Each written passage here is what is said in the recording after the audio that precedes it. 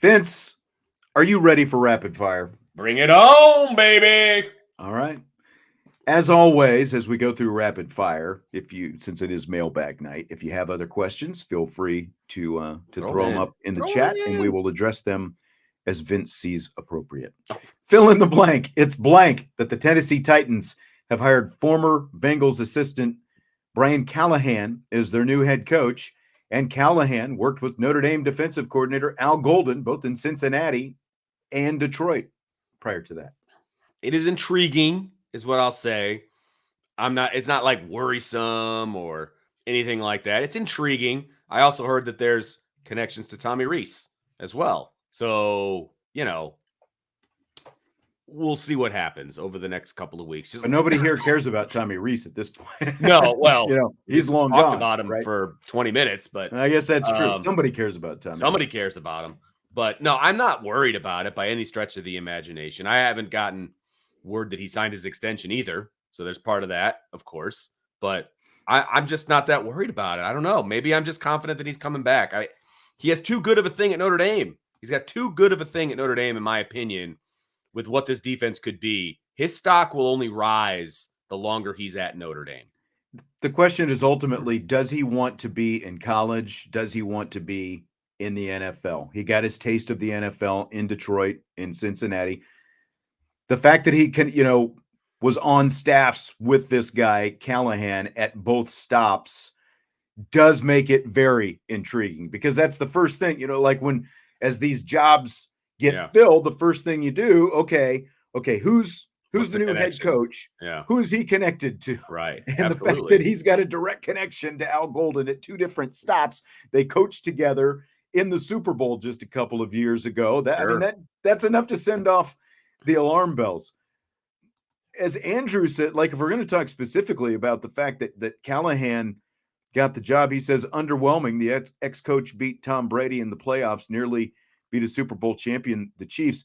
There was a power struggle going on there in Tennessee, apparently, between, like, the owner thought that Mike Vrabel, the former head coach, obviously had too much power, and brought in a new general manager a year ago. And apparently she also wasn't happy when Vrabel went out to New England, when Tennessee played out there in New England, and they enshrined Vrabel into the Patriots Hall of Fame. And he spoke with too much reverence, apparently, of the place where, he grew up, in the NFL, essentially. And so that didn't go over, so again, like, you talk about owners who want too much say over things, like, this is a really spot. This is an alarm flag for me. Like, agreed. Like, if I'm Al Golden, I'm sitting back and I'm looking at that. Like, the fact that the owner is going to have her way, and the GM that she just hired a year ago is going to have a massive amount of say over everything. So, what the actual relationship between Golden and Callahan is, I think will ultimately go a long way. But if I'm Al Golden, I'm sitting back and looking at that. And you're right, Vince. He's got a really good spot where he's in right now at Notre Dame. With everything he's got coming back and everything that he just did, like, would I want to give that up to go into a situation that could be a really slippery slope within just, less than a year, basically? Because look at other things that are going on in professional sports right now. The Milwaukee Bucks had a 30-3 record, and they fired their head coach. Because they decided that they weren't a good enough defensive team, and to win a championship. They were off to a 30-13 start, and they fired their head coach in January. Like, those things happen in professional sports, and I think that's something that, whether it's Al Golden or anyone else, you've got to be leery of, especially if you've got it really good at the college level before making that move back again.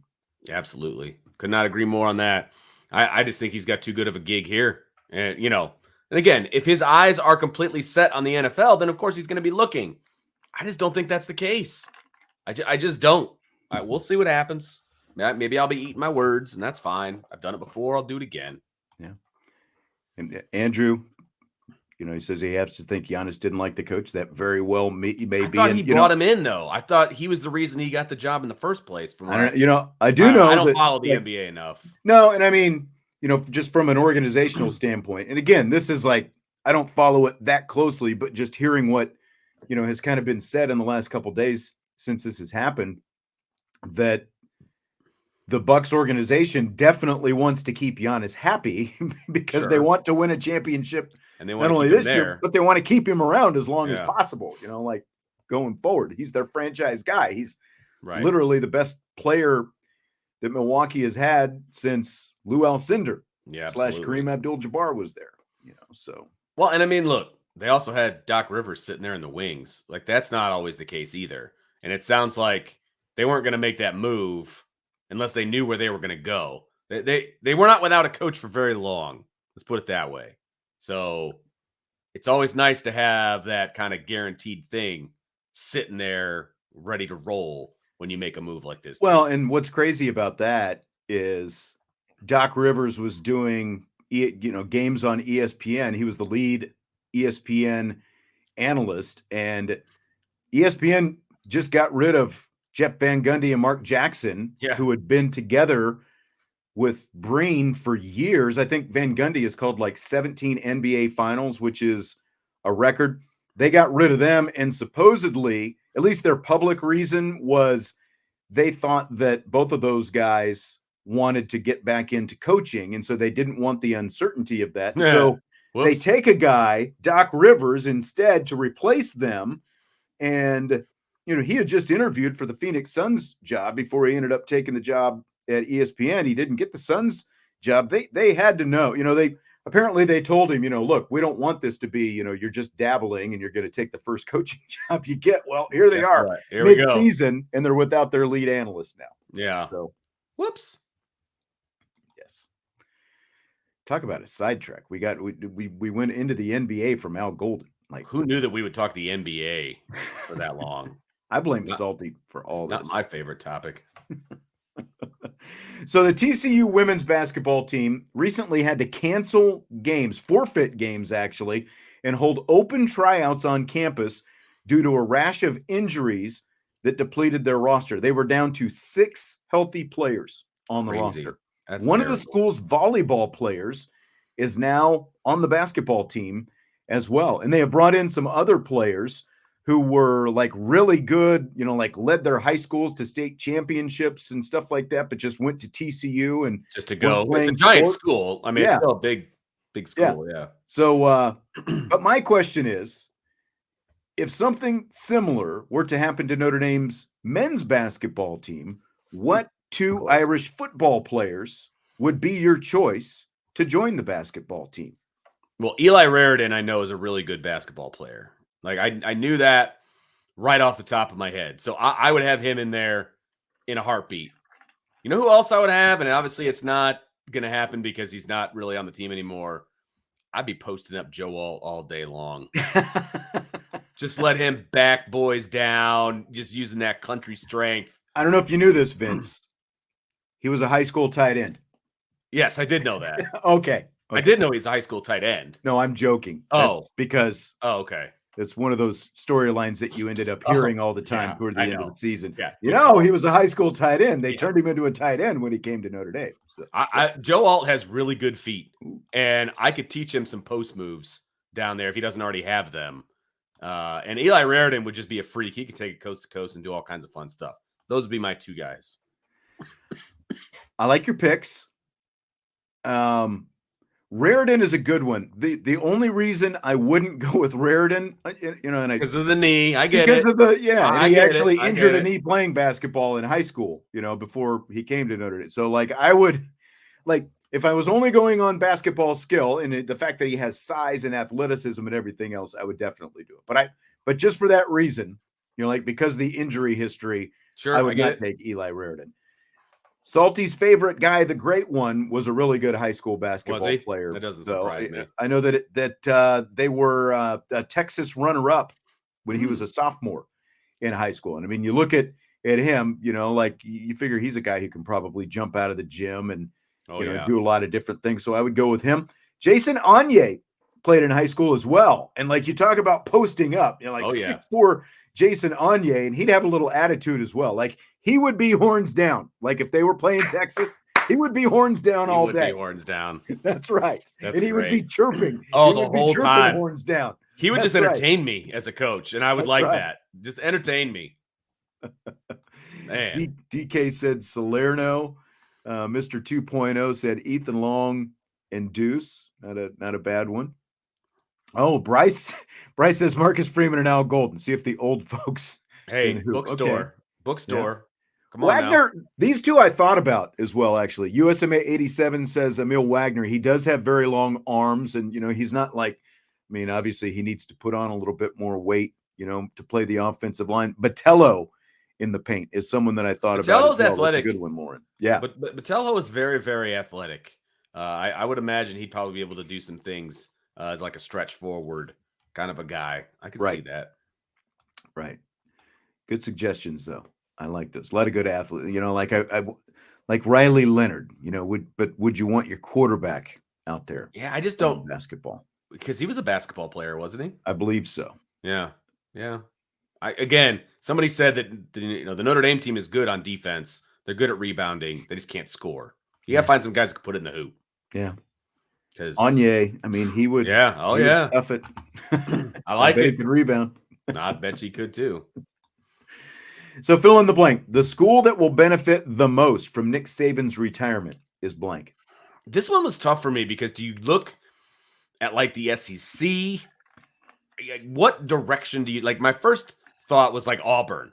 Like they've got to benefit from this somehow, being in the same state, maybe make some recruiting pushes, that kind of a thing. So like that was one of my first thoughts. And then I was thinking, okay, nationally, Alabama's always in the Final Four, right? Right. So who's going to like take that spot? Who's going to take that mantle away? Georgia doesn't need that. Georgia was already beating the crap out of Alabama. So they're not going to benefit necessarily from Alabama. So that one was a no for me.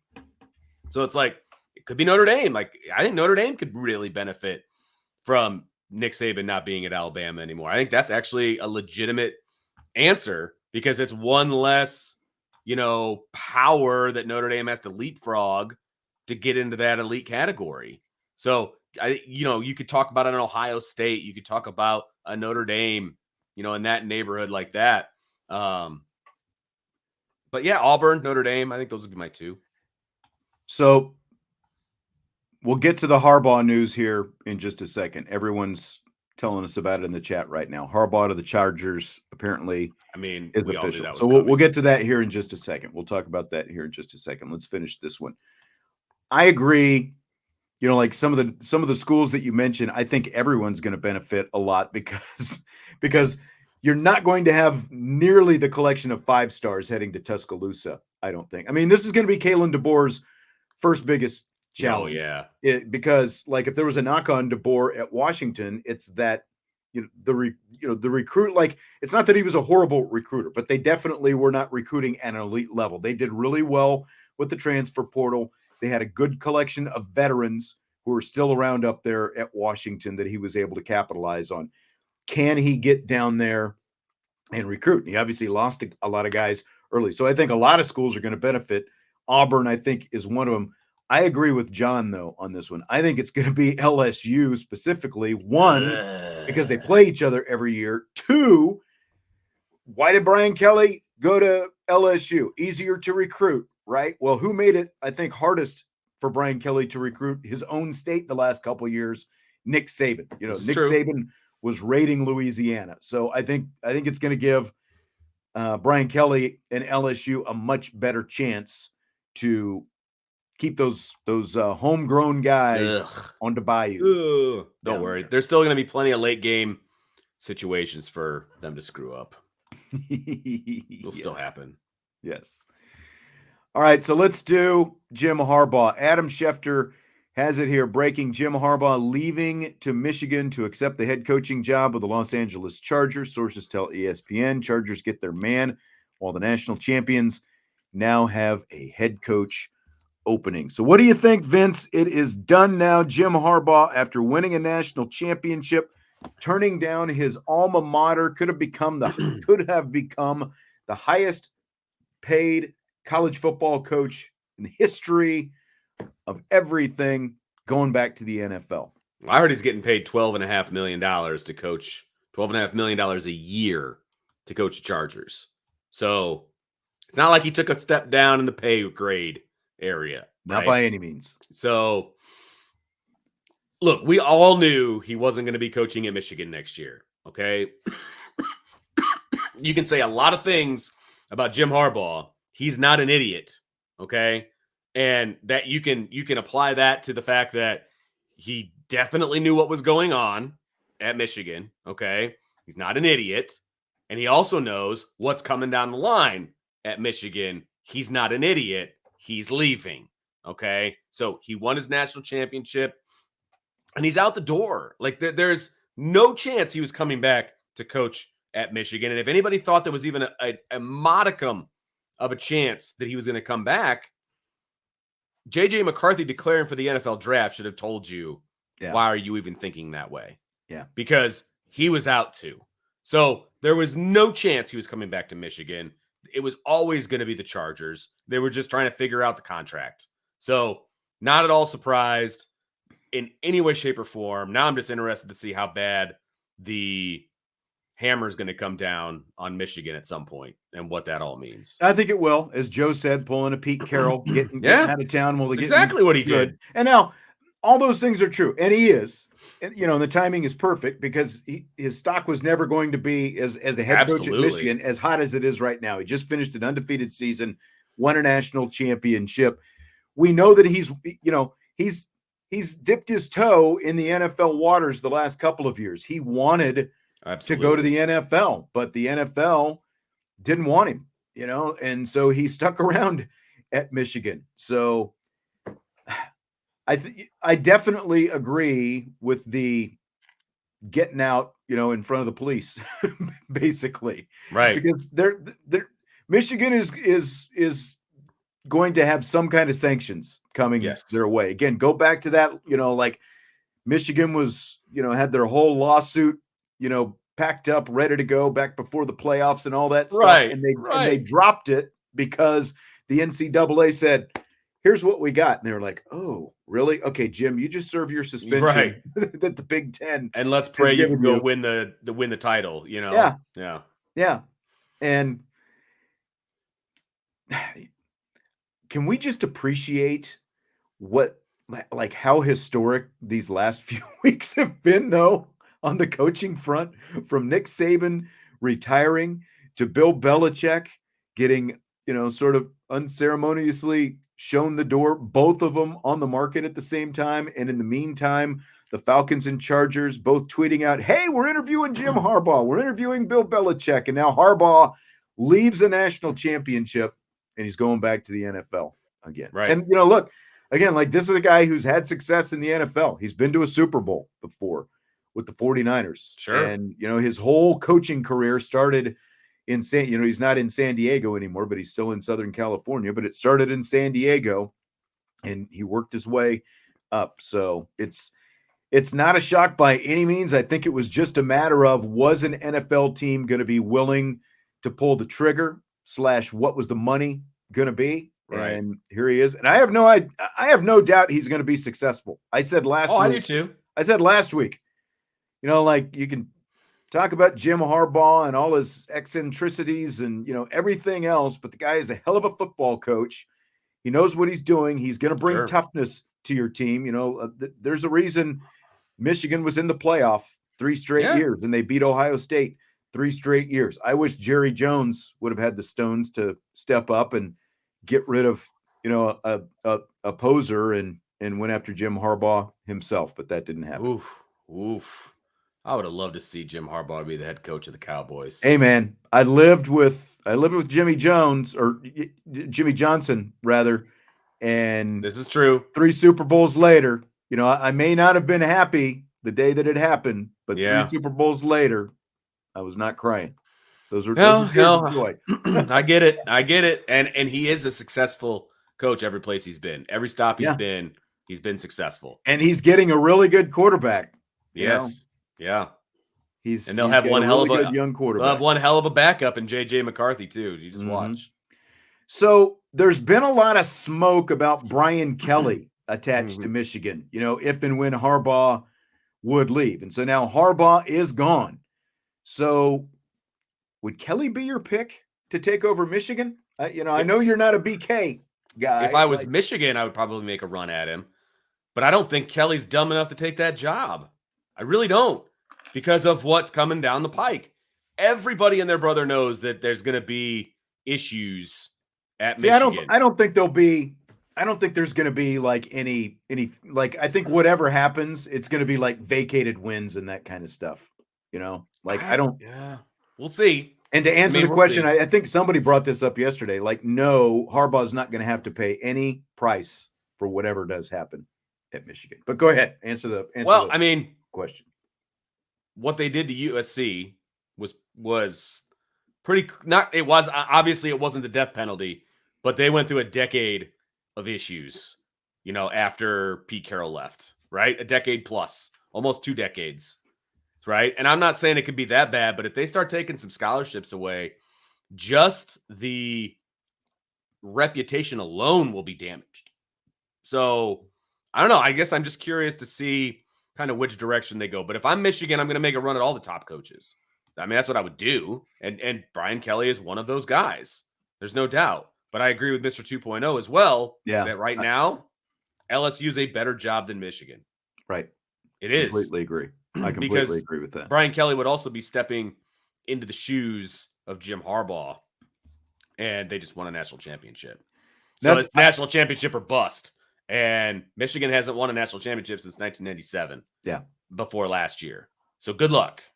I would have to give very serious consideration to Sharon Moore. The way Moore. That's the easiest move, right? He's basically. It's in-house. Michigan's version of David Shaw at Stanford. Right. When Harbaugh left Stanford. Right. You just, look, Shaw kept it going for a few, obviously at the end it fell off. The slipper kind of came off there and they realized, oh, we're Stanford. I think it would be different at Michigan. But they essentially have their guy and he knows the culture of that place, the whole thing. He's run the team for a handful of games because of Harbaugh's suspension. Yeah. So they've got proof that he can, he did it against Ohio State, so he's already won big games for them. That's the direction I would go. I would just stay in-house and go that direction and not mess with anything else. Yeah. I mean, like I said, I would still take a run at coaches. I would. And then he would be my fallback position because guess what? He's not going anywhere and he'll wait for me to decide whether I want him as my head coach. He's my fallback position if I'm Michigan. He just is. And, he's going to have to probably pay for some public speaking classes and how to talk on a live mic and things of that nature. But other than that, he calmed down by the third game that he coached. Yes, he did. No, he definitely did. But no, I think he would. I love you. I love you. He's the easy choice. He's the safe choice. He's the guy that is going to say yes, right? And they're going to need somebody to get him through whatever's coming down the line. Maybe it's nothing. Maybe it's something big. I don't know. But I also think there's going to be a mass exodus on their roster as well at this point. Yeah. Ray says, look what happened with Shaw. Not good for I mean, but again, they were pretty successful there for a while after. Yeah, they Harbaugh actually left. Peaked with Shaw, and then it came down. Again, it's Stanford compared to Michigan. He would have had a better chance of keeping that thing going had he been at Michigan and not Stanford, because Stanford is still, academics and, everything that Notre Dame goes through to another level. And Michigan is a high academic school too. Yeah. I mean, they've got all that going on and all of that, but really it's going to come down to whatever the NCAA decides to do. What is it going to be? Itty bitty or bigger? I just don't know the answer to that. Right. Vince, we've talked a lot about players opting out of bowl games, basically becoming a status symbol for the players. Yep. Which do you think is the bigger status symbol? Players opting out of the bowl games or players enrolling early in college, leaving high school to enroll early at college? Because of the way you worded the question and said status symbol, it's still opting out of the bowl. Like, I still feel like that's the status symbol.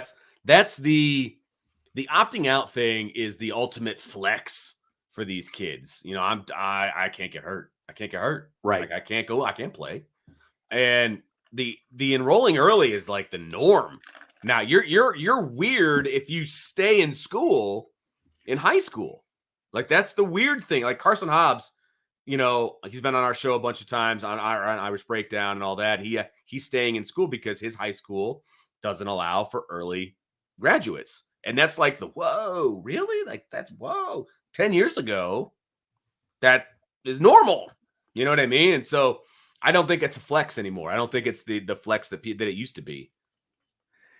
No, I agree. I think that it is definitely the opt-out thing is the flip, because there's actually some benefit in enrolling early. Like, guys come in, one, they get a head start academically, but also obviously they get a head start on their off-season conditioning. You know, like they get essentially like 8 months or 7 months before training camp starts to physically like work with college strength and conditioning coaches and that kind of thing, and build their bodies up, you know, and then obviously they get to go through spring practice as well. So there's a huge actual benefit, whereas the opt-out thing, I definitely think is much more of a status symbol. It's like, well, I'm going to the draft. I'm going to be a 5th round pick, so I'm going to opt out of this bowl game, you know, because that's the cool thing to do. I'm curious though. You said because of the way I worded the question, that's your answer. Is there a different direction? Like if I had gone like worded it differently? I don't think so. I just, you know, just like the status symbol part of it. Okay. You know what I mean? Gotcha.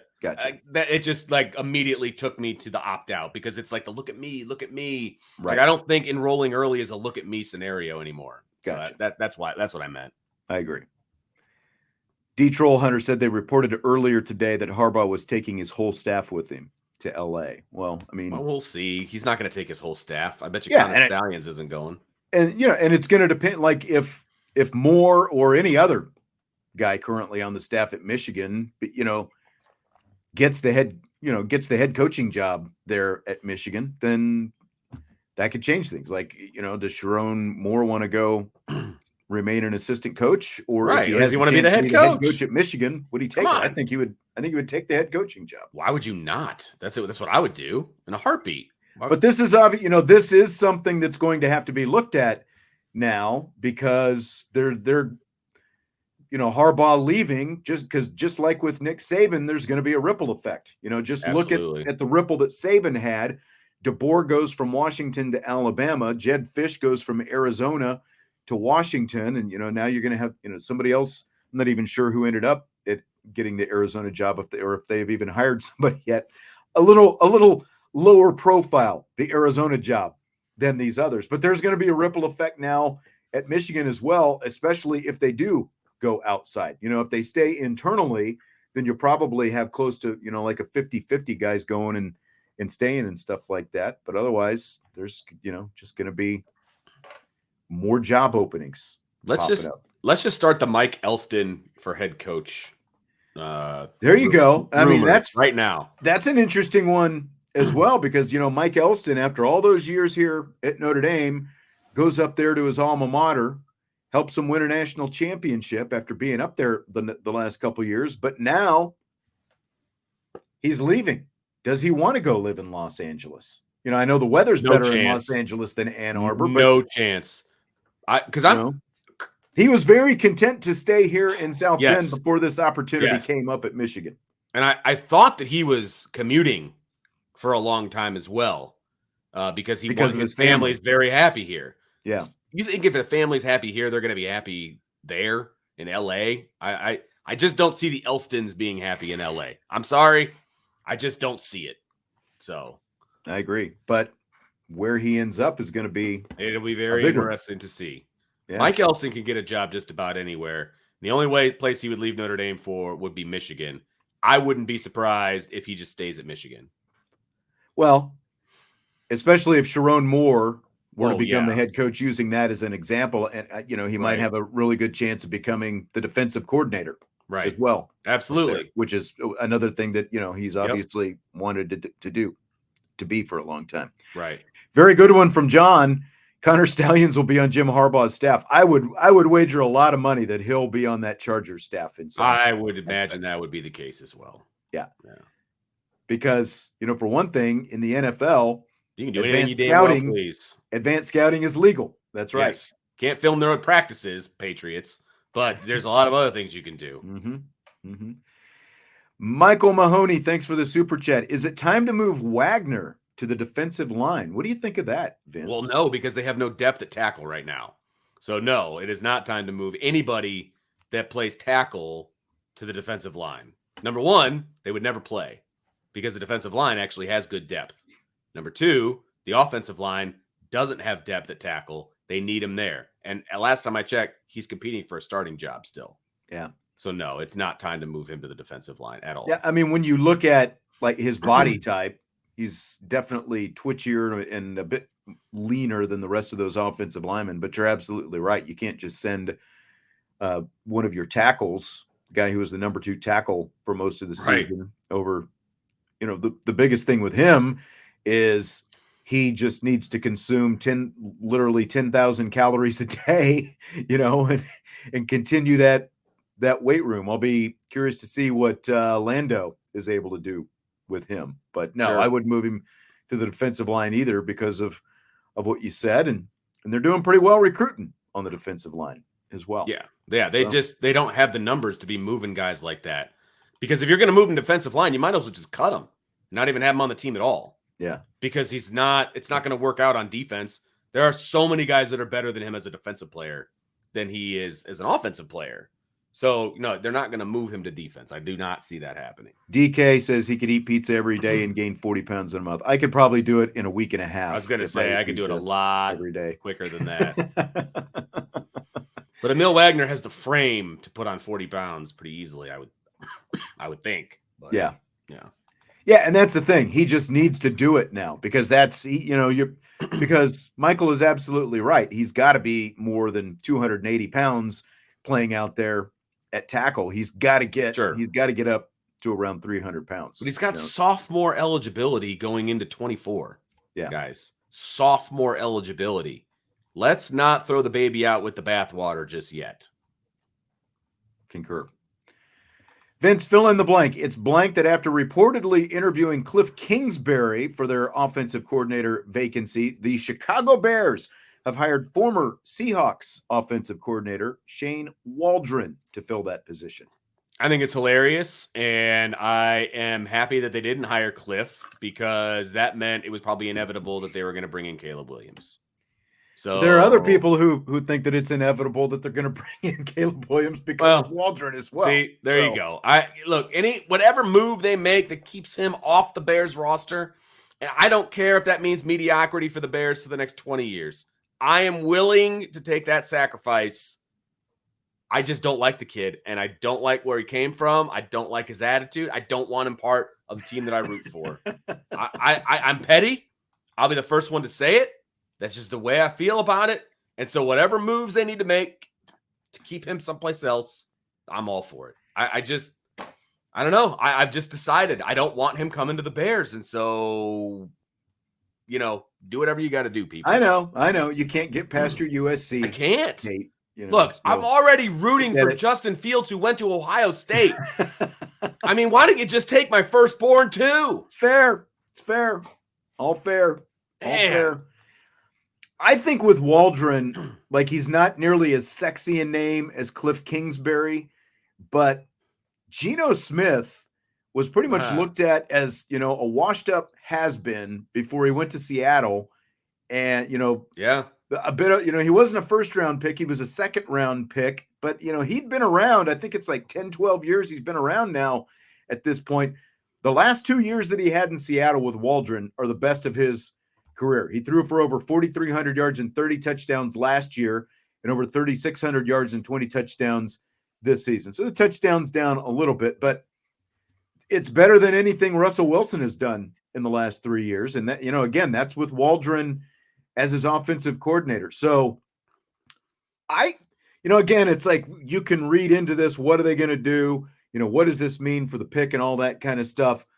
Again, Geno Smith was a reclamation project, and I don't think Sure. Justin Fields would be considered a complete reclamation project I at this agree. point. I But at agree. the same time, he's someone who can use someone, I think, like what Waldron did with Geno Smith. And if you go the route that you're talking about, where you trade that number 1 pick and you add some weapons around him, Offensive I think lineman. that's like Waldron. So again, he's not like a household name like Cliff Kingsbury, but he's got a pretty good track record. So I'll just, it's like, I think the Bears are going to like leave us dangling forever. Oh, they will. Until we find out exactly what they're going to do with that pick. Well, because they want to drive the price up too. So, I mean, they're not, if that's what they end up doing is get rid of that first pick, right? You want to drive the price up as far as possible. So they're not going to make a move, I wouldn't think, for quite a while. And that's fine. I'm okay with that. Somebody asked what my ideal draft would be. My ideal draft is that they go get a number 1 receiver and they go get Joe Alt. And then whatever they do after that, offensive line, you fill the holes and you do all the things. But that would be the 2 most important things to me: Joe Alt and a number 1 wideout. I see the mocks. Williams is number 1 because obviously there haven't been any picks, so they're putting Williams at number 1. But I'm seeing like defensive linemen and stuff like that. And I realize the Bears need help all over the place, but they've gone the defensive route in the first round before. They've got a horrible track record of addressing the offensive line with first round picks. And like, if you're sitting there in the top 10 and you've got a chance to get an anchor tackle who can be your left tackle for the next 15 years, I would think that would be, I'm with you. Like if Joe Alt is still sitting there, he would be the guy that I would go after with that second one. Absolutely. No, nothing would make me happier than Joe Alt in the Bears uniform. I'll tell you that right now. I mean, he's got plenty of wear left on the tires. He's only been in college for 3 years. He's only been an offensive lineman for 3 years. Mm-hmm. I love every second of it. Well, we're going to wrap this up so Vince can go coalesce someplace. And gosh, it's just all the talking. I was trying to save my syllables as much as possible today, but it's just not working. Yeah. It's just not. All right. Well, I appreciate you fighting through it today. Yeah, we'll see what happens tomorrow when you're not here, and it's just going to be me and Jesse. Yes. Well, I don't know. We'll have to see what happens. Yes. All right. Well, we appreciate everyone. Appreciate your questions tonight as well. Good time. As always, hit the like button before you leave. And of course, if you're listening on your podcast platforms, subscribe, rate, review, and we will talk to you later on IB Nation Sports Talk.